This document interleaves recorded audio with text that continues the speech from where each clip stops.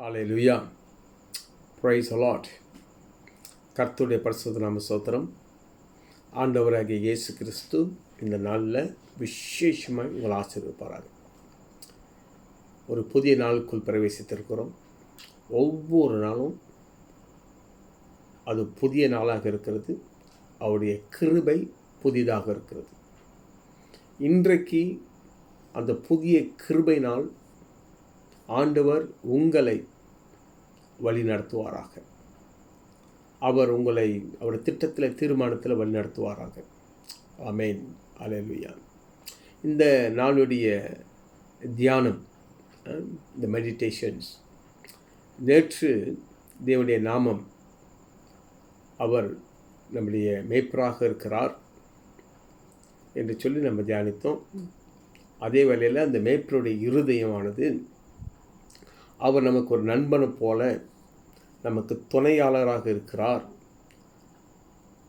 என்று சொல்லி நாம் தியானித்தோம். அந்த இயேசு கிறிஸ்துவே நம்முடைய நல்ல மேய்ப்பனாக இருக்கிறார். ஹல்லேலூயா. Praise the lord. தொடர்ந்து உங்களை உற்சாகப்படுத்தி பலப்படுத்தும்படியாக இன்று ஒரு வல்லமையான ஒரு நாமம், the very powerful name.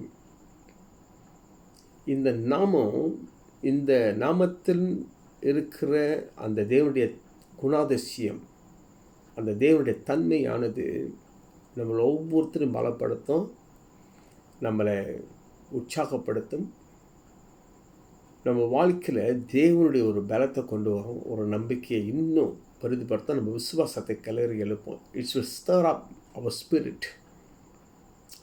Hallelujah. Praise the lord. God is good. தேவன் நல்லவர். இன்று ஹெல் ரோய்,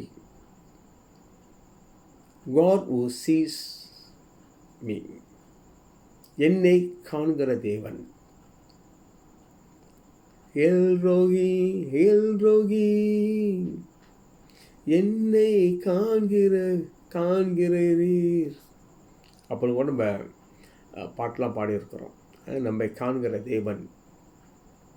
ஹல்லேலூயா. ஆண்டவருக்கு எப்படி இந்த பேர் வந்துச்சு? ஹெல் ரோய். எல்லாம் தேவ பிள்ளைங்க அல்லது தேவ மனுஷனுங்க அவர்கள் ஒரு அனுபவத்தில் தேவனோடு ஒரு அனுபவத்தை பெற்று தேவனுடைய வெளிப்பாடை பெற்று அந்த அனுபவத்தில் இந்த பேரை தேவனுடைய தன்மையை வெளிப்படுத்துகிறார்கள். எதுக்கு ஆண்டவர் அவர்களுக்கு இந்த பெயர்களை வெளிப்படுத்தியிருக்கிறார் என்று சொன்னால், அவர்களுக்கு மாத்திரமல்ல, அவரை நம்புகிற ஒவ்வொருத்தருக்கும் ஒவ்வொருத்தையும் பலப்படுத்தும்படி, ஆசீர்வதிக்கும்படியாக. உங்களையும் என்னையும் இந்த தேவ வார்த்தை கேட்குறவங்க, இந்த தேவனுடைய வார்த்தையை வாசிக்கிறவர்கள், இந்த வெளிப்பாடை பெற்றுக்கொள்ளுகிற ஒவ்வொருத்தரையும் யாராக இருந்தாலும் அவங்களை ஆசீர்வதிப்பதற்காகவே தேவன் இவைகளை பைபிளில் நமக்கு எழுதி வைத்திருக்கிறார், அது வெளிப்படுத்தியிருக்கிறார். ஆமென். ஹல்லேலூயா. Praise the Lord. இந்த ஏல் ரோகி என்ற ஒரு பேர் எப்படி ஆண்டவர் வெளிப்படுத்தினார், அல்லது இந்த இந்த பெண்ணு ஆகார் என்ற பெண் தேவனுக்கு சூட்டினார் என்று சொன்னால், ஆகார் என்பவள் எகிப்து தேசத்தில் இருந்த ஒரு பெண்ணு. அவள் ஆபிரகாமுக்கு அடிமையாக விற்கப்பட்டால் ஆபிரகாம் பணம் கொடுத்து அவளை வாங்கினார். தன்னுடைய மனைவி சாராய்க்கு பணிப்பெண்ணாக இருப்பதற்கு, ஓராங்கஜி. அப்படி இருக்கிற வேலையில் அவள் ஒரு அடிமை. இந்த அடிமையின் வாழ்க்கை ஒரு மோசமான ஒரு வாழ்க்கை. அவர்கள் தங்களுக்கென்று வாழ முடியாது. வெறுப்பு எதுவாக இருந்தாலும் அதெல்லாம் இழந்து யார் அவங்க பணம் கொடுத்து வாங்கினாங்களோ அந்த எஜமானுடைய திட்டத்துக்காக, தீர்மானம், அவங்க சந்தோஷத்துக்காக, அவங்களுக்காக வாழணும். இவங்களுக்காக வாழ இயலாது. கொஞ்சம் யோசிச்சு பாருங்கள், அவங்க வாழ்க்கை எப்படிப்பட்டதாக இருக்கும். உதாசனப்படுத்தப்பட்டு அவர்கள் அன்பில்லாதவர்களாக, மற்றவங்களுக்கு வேலை, இப்படி தான் இந்த பெண். ஓகே, அவங்களுக்குன்னு சுய மரியாதை இப்போலாம் இருக்க முடியாது. எஜமான் சொல்கிறத செஞ்சிடும். ஆபிரகாமுக்கும் சாராய்க்கும் பிள்ளைங்க இல்லை. சாராய் ஆகார தன் கணவன் கொடுக்குறான். பாருங்கள், அது கூட இந்த பெண் தன்னுடைய கற்பை மற்றவங்களுக்கு கொடுக்கணும், விட்டு கொடுக்கணும், இல்லைன்னு சொல்ல முடியாது. எனக்கு அவள் அடிமை.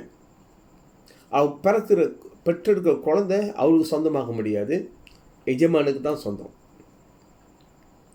அப்போ எந்த அளவுக்கு அந்த நாட்களில் இந்த அடிமையின் வாழ்க்கை இருந்திருக்கும். சரி, நம்ம விஷயத்துக்கு வருவோம். அவள் கர்ப்பமான வந்த பிறகு அவள் தன்னுடைய எஜமாட்டியாகிய சாராயே அற்பமாக எண்ணினான் வேதத்தில் வாசிக்கிறோம். இவளுக்கு கொஞ்சம் பெருமை வந்துருச்சுன்னு நினைக்கிறேன்.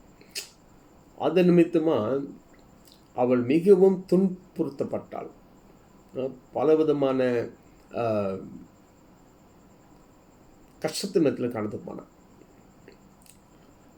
அதை தாங்கிக் கொள்ள முடியாமல் அவள் அந்த இடத்துல ஓடிட்டாள். அப்புறம் எந்த அளவுக்கு அவள் துன்புறுத்தப்பட்டிருப்பாள். ஓகே, அவள் ஒரு நிறமாத கர்ப்பிணி. ஓகே, அவள் ஓடிட்டான். எங்கே ஓடிட்டா? வனாந்தரத்தில் ஓடிட்டான். சூருக்கு போகிற வழியில். இந்த வனாந்தரம் வாழ்க்கை ஒரு பொல்லாத ஒரு வாழ்க்கை, ஒரு வறுமையான ஒரு வாழ்க்கை. வனாந்தரத்தில் ஒன்றுமே பார்க்க முடியாது. அப்படி போய் இருக்கிற வேலையில் அங்கே தான் ஆண்டவர் சந்திக்கிறார். இவர் தன் வாழ்க்கையை வெறுத்து அவள் தாக்கப்பட்டவளாய், அன்பு செலுத்தப்படாதவளாய், she was full of hurt, பயங்கர துக்கம், தன் வாழ்க்கையை சமாளிக்க முடியாமல் ஓடிட்டான். இப்போ தனிமையாக இருக்கிறாள். she was lonely, alone, full of rejections. ஒரு நம்பிக்கை இழந்து அந்த வனாந்தரத்தில் இருக்கும்பொழுது அவன் நினச்ச, யாருமே இல்லை, நான் கைவிடப்பட்டுட்டேன், எங்கே போகிறான்னு தெரியாது, என்ன நடக்க போகுதுன்னு தெரியாது, எதிர்காலத்தை குறித்து ஒரு நிச்சயம் இல்லை. இந்த சூழ்நிலையில் திடீர்னு ஆண்டவர் பேசுகிறார், பேர் சொல்லி கூப்பிட்றார். ஆகாரே, ஆகாரே, எங்கிருந்து வந்தாய், நீ எங்கே போகிறாய்? அவள் அழகாக தெளிவாக சொல்லிட்டா, நான் என்னுடைய நாச்சியாடத்திலிருந்து தப்பிச்சு வந்துட்டேன்னு, ஆனால் எங்கே போகிறேன்னு தெரியல. அப்போ தான் ஆண்டவர் அவளுக்கு தன் திட்டத்தை வெளிப்படுத்துகிறார். அவளுடைய கர்ப்பத்தில் இருக்க குழந்தையை குறித்த ஒரு திட்டத்தை வெளிப்படுத்துகிறார். அவளுக்கு ஒரு நம்பிக்கை கொடுக்கிறார். தேவனுடைய பரலோக திட்டத்தில் அந்த பெண்ணை இணைக்கிறாள். காரணம், அவள் ஆபிரகாமுடைய வித்தை சுமக்கிறாள். அவளுக்குள்ளாக இருக்கிற அந்த கர்ப்பமானது, அந்த குழந்தையானது ஆபிரகாமுடைய வித்தில் வந்த ஒரு குழந்தை. ஆதியாகமம் 12வது அதிகாரத்தில் ஆபிரகாமை தேவனை அழைத்த பொழுது 12:1, 2, 3 வசனம் வாசிக்கும்போது தேவன் அற்புதமாய் ஆபிரகாமிட பேசி அவனுக்கு ஒரு பெரிய வாக்குத்தத்தம் கொடுக்குறார். ஓகே, நான் உன்னை ஆசீர்வதிப்பேன், பெரிய ஜாதியாக்குவேன், உன்னை ஆசீர்வதிக்கிறவள் நான் ஆசீர்வதிப்பேன், உன்னை சபிக்கிறவள் நான் சபிப்பேன் என்று சொல்லி. இங்கே இந்த 12வது அதிகாரம் 3வது வசனம், உன்னை ஆசீர்வதிக்கிறவளை நான் ஆசீர்வதிப்பேன். இந்த ஆசீர்வாதம் என்று சொல்லும் பொழுது, உன்னை செல்வங்களால் ஆசீர்வதிக்கிறவர்கள், உனக்கு மகிழ்ச்சியை கொண்டு வருகிறவர்கள் என்று நாம் அதை வியாக்கியானம் பண்ணலாம். உன் மனதை உன் மனதை சந்தோஷப்படுத்துகிறவர்கள், அவர்களை ஆசீர்வதிப்பேன். அப்போ இந்த ஆகார் ஆபிரகாமுடைய வாழ்க்கையில் ஒரு சந்தோஷத்தை கொடுக்கும்படியாய் ஆபிரகாமுடைய வாழ்க்கை இணைக்கப்பட்டார். யாரெல்லாம் ஆபிரகாமுடைய வாழ்க்கை இணைக்கப்படுகிறார்களோ அவர்கள் தேவனை ஆசீர்வதிக்கிறார். எந்த நிமிடத்தில் ஆகார் ஆபரம் இணைக்கப்பட்டாலோ அவள் ஆபரனுடைய வித்தை தன் கருவில் சுமந்தாலோ அப்பொழுதே தேவனுடைய ஆசீர்வாதத்துக்குள் இணைக்கப்பட்டுட்டான், தேவனுடைய திட்டத்தில் தீர்மானத்தில் இணைக்கப்பட்டான். ஆனால் அவளுக்கு தெரியாது, அவள் அதால் விளங்கி கொள்ள முடியவில்லை. அவளை பொறுத்தவரையிலும் நான் ஒரு அடிமை பெண், நான் ஒரு அடிமை பெண். அவளுக்கு தெரியாது பரலோகத்திலிருந்து தேவன் அவளை பார்த்து கொண்டே இருக்கிறார். இப்போ வீட்டை விட்டு தப்பிச்சு வெளியே வந்துட்டான். அவன் வனாந்தரத்தில் இருக்கிறா. அவன் நினைச்சா நான் ஒண்டி தான், ஐம் லெஃப்ட் அலோன். ஆனால் ஆண்டவர் அவளோடு இடைப்பட்டார். அதை பார்த்த பெரிய ஒரு ஆச்சரியம். தேவன் அவருடைய திட்டத்தை வெளிப்படுத்துகிறார். ஹல்லேலூயா. அருமையான தேவ பிள்ளைங்களே, இது நம்ம எங்கே வாசிக்கலாம்? ஜெனசிஸ் 16வது அதிகாரம் 13வது வசனத்தில் ஆதியாகமம் 16:13 அப்பொழுது அவள் என்னை காண்பவரை நானும் இவ்விடத்தில் கண்டேன் அல்லவா என்று சொல்லி தன்னோடு பேசின கர்த்தருக்கு நீர் என்னை காண்கிற தேவன் என்று பெயரிட்டாள். அதுதான் ஹெல் ரோய். நீர் என்னை காண்கிற தேவன், தன்னோடு பேசின தேவன். தேவன் பேசினார். அவள் வாழ்க்கையில் இது நாள் வரையிலும் இப்படிப்பட்ட ஒரு கம்ஃபர்டிங், தன் வாழ்க்கையில் ஒரு எதிர்காலத்தை குறித்து ஒரு பெரிய திட்டத்தை அவள் கேள்விப்பட்டதே கிடையாது. அது தேவனுடைய திட்டம், பரலோகத்தை திட்டம், தன்னை குறித்து, தன்னுடைய கருவில் இருக்கிற குழந்தையை குறித்து, உருவாகி கொண்டிருந்த குழந்தையை குறித்து. இதை கேட்ட உடனே நான் நினைச்சேன், என்னை யாருமே பார்க்கல, நான் தனிமையில் விடப்பட்டேன். ஆனால் என் தேவன் என்னை கண்டார். அவர் கண்கள் என்னை கண்டது. ஹல்லேலூயா. இன்னைக்கு அநேகர் இந்த சூழ்நிலையில் இருக்கிறோம். நிறைய பேர் நான் தொலைபேசியில் பேசும்பொழுது ஐம் லோன்லி, நான் தனியாக இருக்கிறேன், முன்ன சர்ச்சுக்கு வருவேன், இப்போ சர்ச்சுக்கு வர முடியல, இப்போ வீட்டுக்குள்ளேயே இருக்கிறேன்.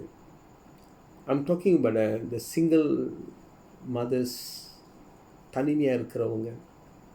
ஓகே, இது உண்மையிலே ஒரு வேதனையான காரியம். ஆகார் தனிமையில் விடப்பட்டது மட்டுமல்ல, துக்கம் நிறைந்தவளாய், ஹர்ட், காயப்பட்டிருக்கிறாள். அவளை தாங்க முடியாத ஒரு சுமை. அதுல எப்படி தப்பிக்கிறதுன்னு தெரியாம, எப்படி அதில் விடுதலையான்னு தெரியாம அது வீட்டை விட்டே ஓடி வந்துட்டான். அது எங்க? வனாந்தரத்தில். அங்க ஒரு ஆளே இல்லை. இந்த வனாந்தர வாழ்க்கை ஒரு மோசமான ஒரு வாழ்க்கை.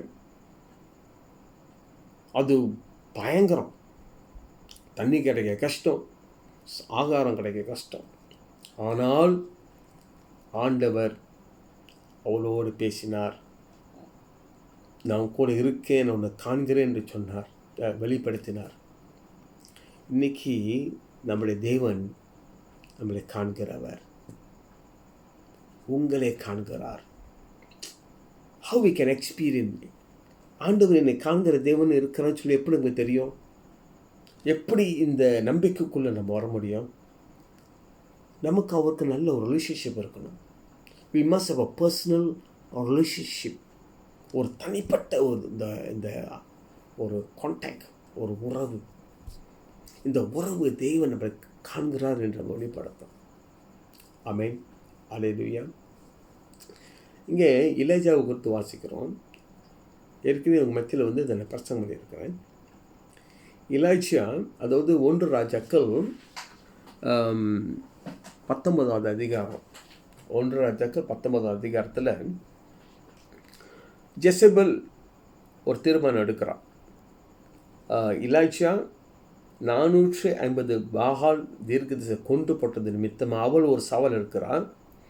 நாளைக்கு இதே போல் எப்படி பாகால் கொல்லப்பட்டாலும் அதே போல் உன் தலை துண்டிக்கப்படும், உன்னி நான் கொலை பண்ணுவேன்டா அப்படின்னு ஒருத்தனை அனுப்பி எலியா கிட்ட சொல்லிட்டான். யாராவது இதை கேட்டு சந்தோஷமாக இருக்க முடியுமா? எலியா வந்து பயங்கரமான பெரிய ஊழியக்காரர், நெருப்பை கொண்டு வந்தார்.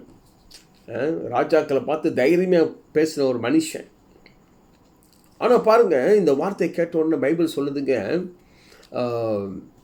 3வது வசனம், 4வது வசனம், அந்த 5வது வசனம், அதாவது இந்த 1 ராஜாக்கள் 19, 3, 4, 5 இந்த 3 வசனத்தை வாசிச்சுனாக்க எனக்கு ஆச்சரியமாக இருக்குது. ஒரு பயந்தார், தன் ஜீவனுக்காக தப்பி ஓடுறார். கிரேட் ப்ராஃபட், பயங்கரமான ஒரு ப்ராஃபட்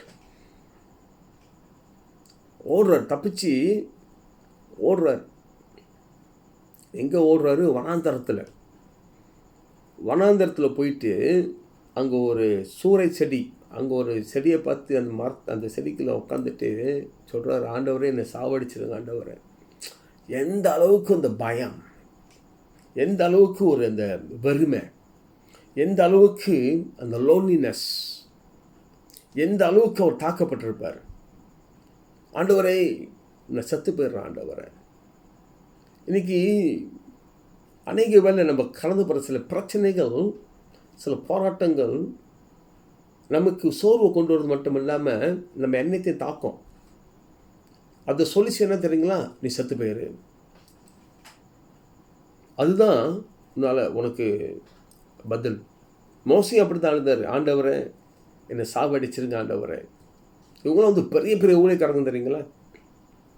ஏன்னா அவர் அப்படி தான் சொல்கிறாரு, என்ன lord kill me, I'm not worthy, நான் வந்து தகுதி இல்லாதவன், எனக்கு ஒன்றே இல்லை, என்னை சாவடிச்சிருங்க. எங்கே? வனாந்தரத்தில். அவர் பின்னால் பெரிய கூட்டம் இருந்துச்சு, இப்போ தனியாக இருக்கிறாரு. தனிமை எப்பொழுதுமே நம்மளை வந்து தாக்கும்.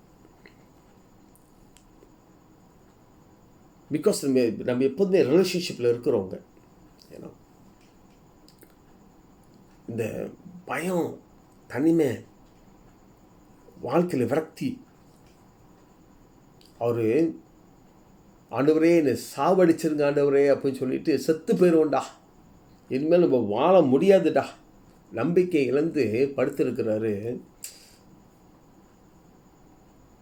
வசனம் சொல்லுதுங்க, தேவதூதன் கேக்கும் தண்ணியும் கொண்டு வந்து தட்டி எழுப்புறான். டச்டு, பைபிள் சொல்லுது, the angel touched him. அங்கே தாங்க நம்ம கடவுள், உண்மையான கடவுள் அங்கே காண்கிறவர். எலியா நினைத்தாரு, நான் ஒண்டியாக இருக்கேன்டா, கைவிடப்பட்டுட்டேன், எல்லாம் முடிஞ்சிருச்சுன்னு. இல்லவே இல்லை.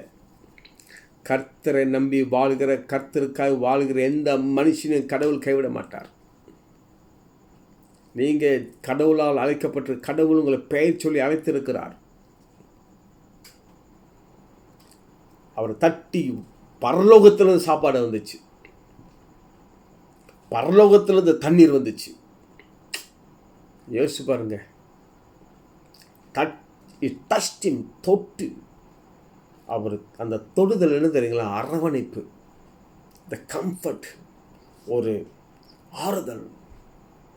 எழுப்பி சாப்பிட கொடுத்துட்டு சாப்பிட்டு மறுபடியும் படுத்துறாரு. மறுபடியும் தேவதூதன் வருகிறான், வந்து தொட்டு எழுப்பி மறுபடியும் சாப்பாடு கொடுத்து அவனை பலப்படுத்தி அவனை மறுபடியும் தேவ திட்டத்தில், தேவ சித்தத்தில் நடத்துகிறார். 40 நாள் அந்த அந்த அந்த அந்த சாப்பிட்ட அந்த பலத்தில் 40 நாள் ஒரே பர்வதம் சீனாய் மலைக்கிட்ட நடந்து போகிறார். 40 நாள் ஆண்டவர் கைவிடலை. அருமையான தேவ பிள்ளைங்களே, ஆகாரை காட்டிலும் நீங்கள் எவ்வளோ விசேஷமானு தெரியுங்களா? ஆகார் ஒரு அடிமை பெண். அவள் ஆசீர்வதிக்கப்பட்டதுக்கு காரணம் ஒரு தெய்வ மனுஷனோடு, ஆபிரகாம் என்ற ஒரு தெய்வ மனுஷனோட வாழ்க்கை இணைக்கப்பட்டதுனால். ஆனால் இன்னைக்கு நீங்களும் நானும் ஒரு மனுஷனுடைய வாழ்க்கையில் இணைக்கப்படலை. தேவாதி தேவன், கர்த்தாதி கர்த்தர் இயேசுவினோடு நம்ம இணைக்கப்பட்டிருக்கிறோம். ஹல்லேலூயா. அவருடைய இரத்தத்தினால நம்ம கழுவப்பட்டிருக்கிறோம். அவருடைய ஜீவனை பெற்றிருக்கிறோம். இன்னைக்கு நீங்களும் நானும் பரலோகத்தில் அவருடைய பிள்ளைகளாக நாம் இணைக்கப்பட்டிருக்கோம். அவர் உங்களை காண்கிறவராக இருக்கிறார். இன்னைக்கு நிறைய தகப்பனுங்க இருக்கிறீங்க. உங்கள் பிள்ளைங்களை நீங்கள் காண்கிறீங்க தானே? உங்கள் பிள்ளைங்களை நீங்கள் பராமரிக்கிறீங்க தானே? அதை காட்டிலும் தேவன் அக்கறை உள்ளவராக உங்களை காண்கிறவராக இருக்கிறார். இது உண்மை, இது சத்தியம். அவர்கிட்ட நீங்கள் நெருங்கி வாங்க. இங்கே ஒரு வசனத்தை வாசிக்கிறேன். 2 நாளாகமம் 16வது அதிகாரம், 2 Chronicles chapter 16 verse 9.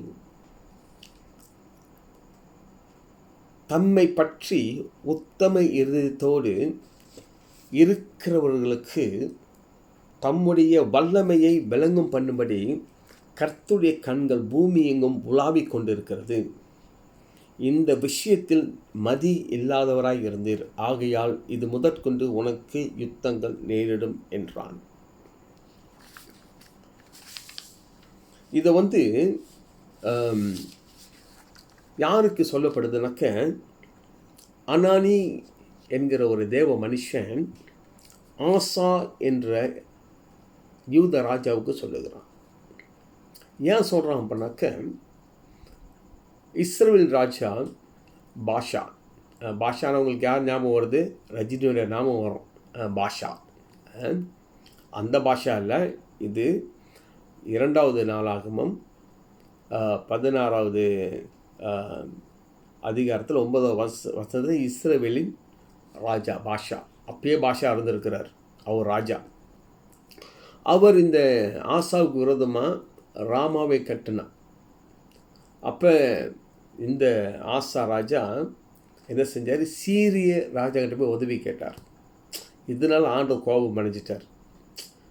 இவன் என்னக்கிட்ட வராதபடிக்கு இவன் போய்ட்டு ஒரு அந்நிய ராஜா கிட்ட உதவி போயிட்டான்னு சொல்லி ஆண்டவர் கடும் கோபம் கொண்டார். அப்போ அனானி என்கிற ஒரு ஊழியக்காரனை அனுப்பி அவனை கடிந்து கொள்கிறார். என்ன தெரியுமா சொல்கிறாரு? முதல்ல ஆண்டவர் சொல்கிறாரு, தம்மை பற்றி உத்தம இறுதியோட்டு இருக்கிறவர்களுக்கு தம் வல்லமையை விளங்கும் பண்ணும்படி கர்த்தருடைய கண்கள் பூமி எங்கும் உலாவிக் கொண்டு இருக்குது. கர்த்தருடைய கண்கள் பூமி எங்கும் உலாவிக் கொண்டு இருக்குது. அவருடைய உண்மையான உத்தம இருதயத்தோடு இருக்கிறவர்களுக்கு தன் வல்லமையை வெளிப்படுத்தும்படியாய் அவர் காண்கிற தேவன். தன்னுடைய வல்லமையை வெளிப்படுத்தும்படியாய் உத்தம இருதயம் உள்ள ஒரு மனுஷனை ஆண்டவர் பார்க்கிறார், தேடுறார். இன்னைக்கு நீங்களும் நானும் அந்த காண்கிற தேவனுக்கு சரணம் அடைவோம். உத்தம இருதயத்தை அவர் பார்க்கட்டும். இந்த உத்தம இருதயம் தேவன்கிட்ட நம்ம பழக தேவன்கிட்ட நம்ம நெருங்க அவரோடு உறவாட நம்ம தேவனுடைய வார்த்தையை வாசிக்க தியானிக்க அந்நிய பாஷையில் நாம் நிறைந்து ஜெபிக்க அந்த ஆவியில் நம்ம ஊறி when we are soaked in the spirit, நம்ம இருதயம் எல்லாம் புதுப்பிக்கப்படும். நம்முடைய மனதெல்லாம் புதுப்பிக்கப்படும். our mind will renewed. ஆண்டவர் வல்லமை வெளிப்படுத்துவார். அல்லேலூயா. அருமையான தேவ பிள்ளைங்களே, ஒருவேளை பல பிரச்சனை நிமித்தமாய் நீங்கள் ஒரு வனாந்தரத்தில் இருக்கிறது போல இருக்கலாம். நீங்கள் ஏதோ தாக்கப்பட்டிருக்கலாம், அல்லது நீங்கள் ஒரு அன்புக்காக ஏங்கி கொண்டிருக்கலாம். நீங்கள் எதிர்பார்க்குற அன்பு உங்களுக்கு கிடைக்காம இருக்கலாம். நீங்கள் மனுஷன்ட்ட ஒரு அன்பை எதிர்பார்த்து கொண்டு இருக்கலாம். உங்கள் நெருக்கமாக இருக்கவங்க கூட, அது உங்கள் கணவராக இருக்கலாம், மனைவியாக இருக்கலாம், தாயாக இருக்கலாம், தகப்பனாக இருக்கலாம், பிள்ளைகளாக இருக்கலாம். இன்றைக்கி நிறைய பெற்றோர்கள் அவருடைய கண்ணீர் என்ன, என் பிள்ளைங்க என்னை பார்க்க மாட்டுறாங்க. இது உண்மை. நிறைய கிறிஸ்துவ பிள்ளைகள் கூட தங்கள் பெற்றோர்களை அசட்டை பண்ணுகிறார்கள். அநேக கிறிஸ்துவ தாய் தகப்பன்கள் முதிர் வயதில் கண்ணீர் விடுகிறார்கள். நான் உங்களுக்கு சொல்கிறேங்க, இப்படிப்பட்ட ஒரு உணர்வுக்குள்ளாக நீங்கள் தாக்கப்பட்டிருக்கலாம். ஐயோ, யாருன்னு நான் ஆதரவற்று இருக்க நீங்கள் சொல்லலாம். இல்லவே இல்லை. இது கொஞ்சம் கஷ்டம்தான். ஆனால் நீங்கள் இந்த அனுபவத்தில் கண்டிப்பாக போகணும். அந்த கட்டவரை நீங்கள் உறுதியாக பிடிச்சிக்கொள்ளுங்க. அல்லேலூயா. அவர்கிட்ட வாங்க, அந்த அனுபவத்துக்குள்ளே வாங்க. அதான் abide in him, connect with him. அவருக்குள்ளே வந்து அவர்கிட்ட நிலைத்திருங்கள். அந்த அனுபவத்தில் வாங்க, அவரோடு இணைங்க. இந்த இணைப்பு, அவர் உங்களை காண்கிறவராக இருக்கிறார் என்ற அவருடைய கரெக்டர், அவருடைய குணாதிசயத்தையும் அந்த தெய்வ தன்மையும் உங்களுக்கு உறுதிப்படுத்தும். அந்த நிச்சயத்தில் கொண்டு போகும். நீங்கள் எல்லா சூழ்நிலையிலையும் அவர் உங்கள் கூட இருக்கிறார் என்ற அந்த நம்பிக்கையில், சமாதானத்தில் நீங்கள் இருப்பீங்க. ஆமென்.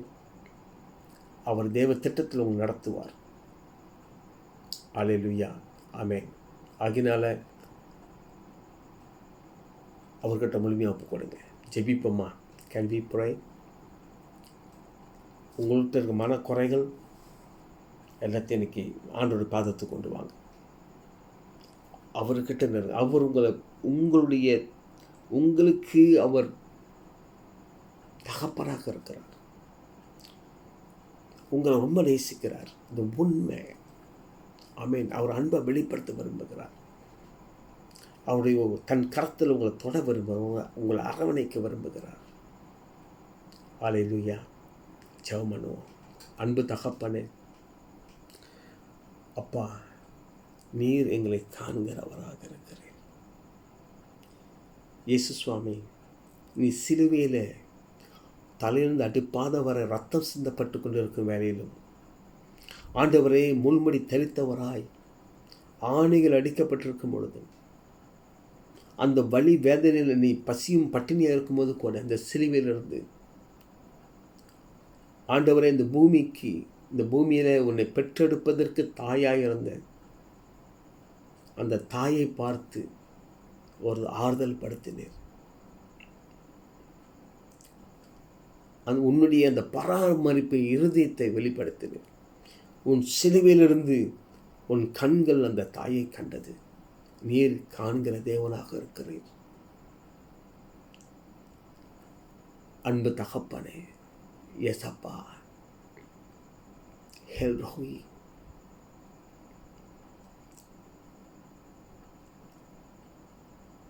இயேசுவே, இன்னைக்கு நிறைய பேரோட உள்ளம் பாதிக்கப்பட்டிருக்குது.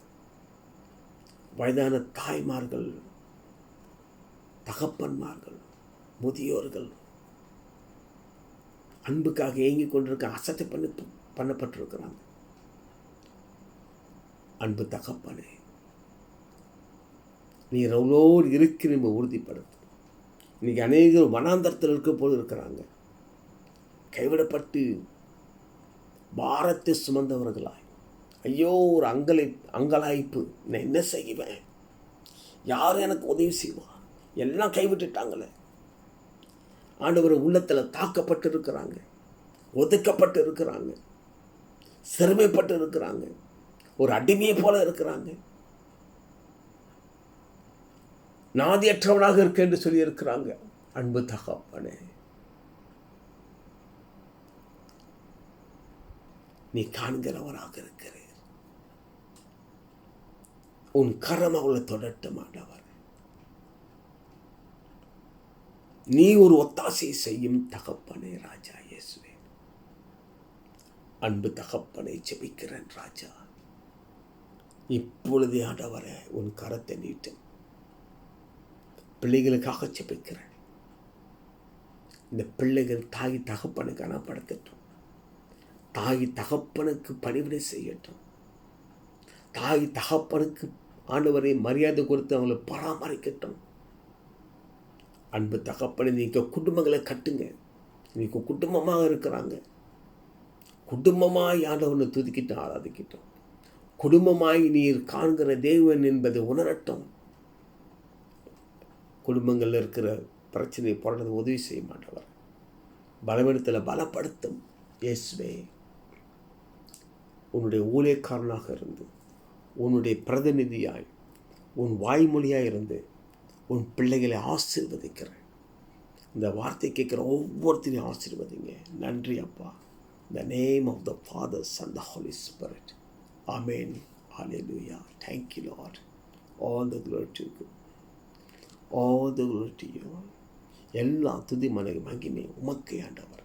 நன்றி தகப்பனே, நன்றி ராஜா. ஹல்லேலூயா. இந்த நாளெல்லாம் கர்த்தர் உங்களோடு இருந்து உங்களை பாதுகாப்பு பராமரித்து உங்களை பலப்படுத்தி உற்சாகப்படுத்தி நீங்கள் எதிர்பார்க்கிற ஒரு அற்புதத்தை செய்வாராக. ஆமென். அவர் உங்களை காண்கிற தேவன். நீங்கள் தனிமையாக இல்லை. அவங்க ஆசீர்வதிப்பார். எல்லாம் வல்ல இயேசு கிறிஸ்து நாமத்தில் படித்து வைக்க நல்ல பிதாவே. ஆமென். God bless you. ஹல்லேலூயா. ஆமென். பலம் கொண்டு திறமானதாக இருங்க. ஆண்டவர் உங்களை ஆசீர்வதிப்பார். ஹல்லேலூயா. Praise God.